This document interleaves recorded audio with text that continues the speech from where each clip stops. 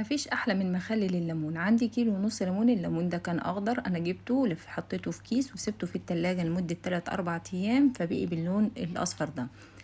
احلى ليمون تخلليه تكون القشرة بتاعته ناعمة ما تكونش خشنة، وده ليمون حجم وسط. عندي ربع كيلو ليمون قطعته 4 ارباع وبعد كده حطيته او نصين وحطيته في لتر مية وغليته لمدة 10 دقايق على النار، واخدت مية الليمون بتاعته وفضيت قلب الليمون فيه. انا هخلي الليمون ده هيقعد معايا، ده الليمون اللي انا سلقته بميته، ودي المية بتاعته انا هفضي القلب بتاعه. الليمون ده عندي هيقعد معايا طول السنة، هتطلعي منه وهتستخدمي منه ويعيش معاك أحلى فترة طويلة. وكمان هتاكلي منه احلى ليمون غير الليمون المسلوق.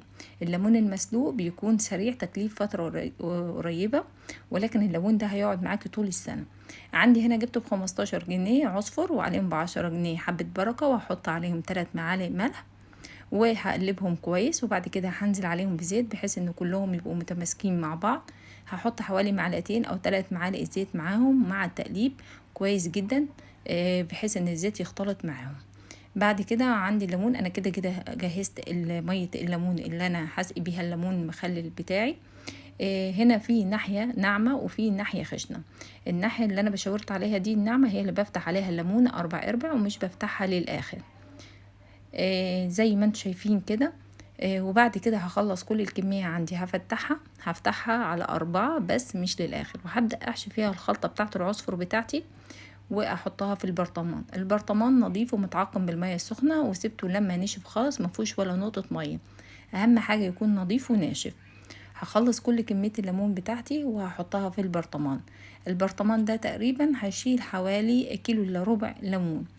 على حسب البرطمان بتاعك، لو حبيتي تخلليه كلهم في الكمية بتاعتك في برطمان كبير براحتك، لو عايزة تخلليهم في برطمان صغير عادي. اهم حاجة في الليمون هنا انك انت تكبسيه كويس جدا، ما تسيبيش فيه فراغات. حطي على قد ما تقدري وكبسيه كويس. لو سبتيه ساعتين هتلاقيه ينزل المية بتاعته، في كمية مية هتنزل. وبعد كده انا هسقيه بمية الليمون بتاعي.